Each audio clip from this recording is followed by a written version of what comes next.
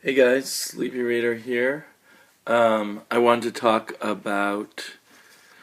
I picked up 10 comics today, but I've only read 3 of them so far, and I purposefully uh, decided to read what I thought would be the lightest ones first. I just felt like some fun superhero reading. What's this picture? So I'll start with the vibe. I'm going to do of the 3. Start with my least favorite and go to my most favorite. Um, Vibe was okay. It was kind of a generic comic book superhero story. An origin story of sorts, I guess. Not a very deep origin story, just sort of a quick origin story. Young hero discovers he has powers, and his life changes. He gets recruited by a super secret organization. Somehow, the character just seemed generic to me. Although he's got all kinds of things that might on paper seem interesting in place about the death of his older brother and his second oldest brother being kind of a ne'er-do-well while he's kind of the clean-cut kid, and their relationship. And then this secret organization that recruits him, Argus, seems to be very morally questionable. Very, very morally questionable, and that should be interesting too. Although these secret, morally questionable agencies of the United States government that seem to control superheroes and their activities seem to be everywhere in comic books right now. I kind of miss the old days where it seemed like superheroes were very independent and not controlled by the government or by some agency. And I guess this will be a bit of a spoiler if you really don't want anything spoiled from this book. But there's this interesting scene. The agency is Argus, which appears in a lot of DC Comics. I think Steve Trevor is the head of it, or just head of part of it, maybe. But we have this scene where they have imprisoned all these metahumans. I think metahumans who they tried to get work for them, or perhaps whom they created in some cases, who were not cooperative enough, so they just shut them away.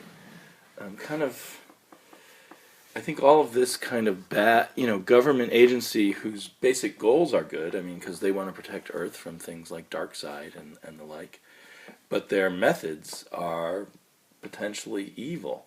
And perhaps that's a metaphor for how some people feel about Guantanamo Bay and things like that. Where parts of our government act above the law. So anyway, that's kind of interesting, although it's a heavy thing to go into, and yet it all feels kind of generic, and I don't. And it all ties into the Justice League of America. This is like a prelude to the Justice League of America. It's Vibe's prelude, what he goes through before we see him in the Justice League of America. So I'd say the only reason to really pick this up is if you're really into the Justice League of America and you want all the facets of it. Or if you just really trust Jeff Johns, he's kind of a co-writer here, and believe that all of this stuff will develop more deeply as time goes on. Because as it stands, it's just an okay comic. I don't feel bad having read it, but there certainly would be no loss if I had never read this comic book. Arsenal is a one-and-done issue. DC Universe presents Arsenal. I bought it because I just loved this cover, and I didn't know who Arsenal is, and I became curious. And I'm clueless. There's little pockets of the DC Universe that I paid no attention to. I did not know that Arsenal was a member of Red Hood and the Outlaws, and I did not realize that he is actually Speedy, the traditional sidekick of the Green Arrow. And there's this beautiful Ryan Sook cover. Ryan Sook is kind of, in my mind, like a modern equivalent of Gil Kane. there was a period where Gil Kane did almost every cover on Marvel Comics, and they were wonderful covers. But I think Gil Kane would be more remembered today. He is remembered, but he would be even more remembered today if he'd been the interior artist on more comics. If you're the interior artist on these memorable runs, then your work kind of goes down through the ages in trade paperbacks and collections and just people's memories. So Ryan Sook's a wonderful artist and does great covers, but it's kind of too bad he doesn't do more interiors. That said, I enjoyed the interior art. I mean, it was a more basic kind of art than Ryan Sook's, but it had a nice style and did a decent job of conveying the story and the action. On some pages it was more sketchy than others. And I enjoyed the story. It was told from Arsenal's point of view in first person, and he was an entertaining character. You know, it was also kind of a simple, basic, generic story, but it was told with verve and a lot of personality, and I enjoyed reading it. You don't need to read this. I think either if you're just, didn't have enough comic books to pick up that week the way I did, and you want a fun superhero story, or you're really into Red Hood and the Outlaws and you know a lot about Speedy and Arsenal and the whole mythos there.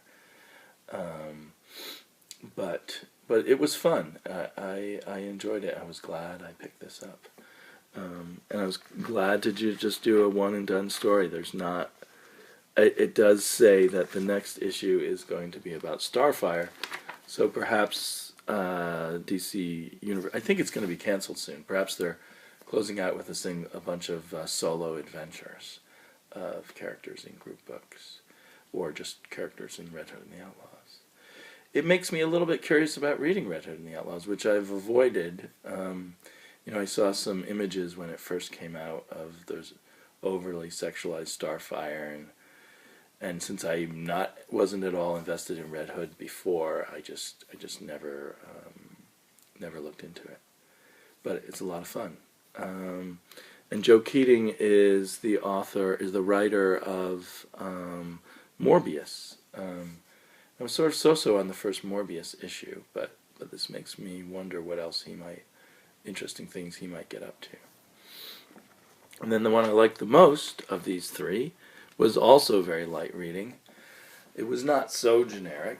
It had what seemed to be an interesting plot, although I didn't fully understand it. I didn't fully get into it, maybe because it's part of a lot of ongoing Legion continuity. However, it was fun enough to read, and the art, I just loved the art, and I happily paid the money to view this art. For those of you who read the recent OMAC run with art by Keith Geffen and the inker Scott Koblish, this is the same team working in the same vein, the same style, which is basically extreme Kirby homage, Jack Kirby homage. And they do it here maybe even better than they did in the OMAC issues they did, which were very good. It's fun to look at every single panel. It seems like Keith Geffen has sort of on and off throughout his career been sort of a heavy Kirby imitator, but then other times taken on other styles. But he's really mastered this Kirby style at this point. I really like the way he draws women. They look, even though there's this kind of ridiculous cutaway, I don't know if it's ridiculous cutaway of her frontal lobes, he just draws them very strong and very vibrant. These are what women superheroes should look like to me. That's Phantom Girl, wearing a very different outfit that I'm used to her being in. Because I've mostly read the really old Legion comics, and then I've seen a lot of the 2 seasons of the Legion animated TV show, which I thought was pretty good. So I'm familiar enough with all these characters. There's these funny-looking aliens. And so there's two threads of the story following two different groups of the Legion. And one group has crash-landed in this mysterious village, mysterious place. And eventually we learn they are not on a planet.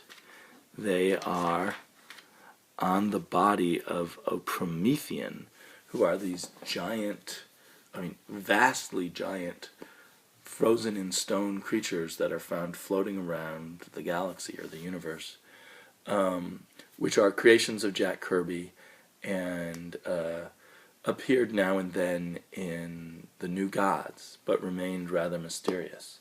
I don't know if more about the Prometheans has been developed in other DC comics, but I'm really enjoying their appearance here. And there's this incredible 2-page spread as the Promethean is coming alive.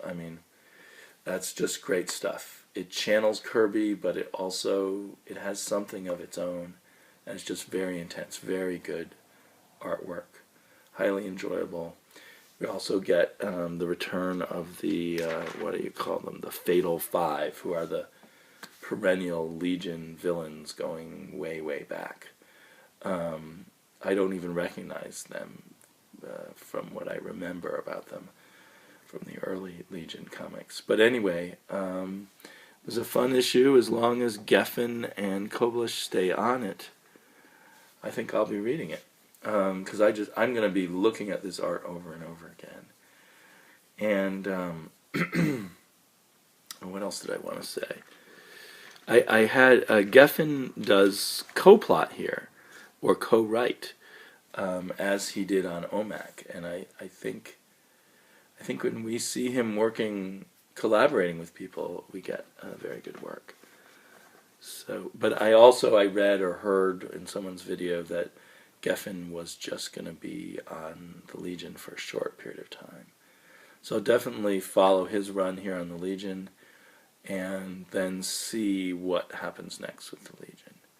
So I guess I've added another comic book to the things I'm getting regularly, as I keep saying I want to cut them. So coming up, I'll talk about some more of the comic books of the week. I'm going to read. Probably next up for me is going to be Supergirl, Wonder Woman, Katana. I could do an all-woman video. But then also really looking forward to Saga and Daredevil. It's amazing how many DC books I ended up picking up this week. Part of it is, seems like more often I'll have fun with a DC book. I can just pick it up, dive in, and have fun. But also there's that so many of them are at the $2.99 price point. I feel more likely to dive in and give them a shot. Wonder Woman I know, but like these I dove in and gave a shot just to see what they were like. As with the three I just reviewed, all of them $2.99, all of them ones I was just giving a try to. And I learned that I like Arsenal, and I learned that I want to follow the Legion as long as Keith Geffen is on it. So, fun times. Talk to you guys later.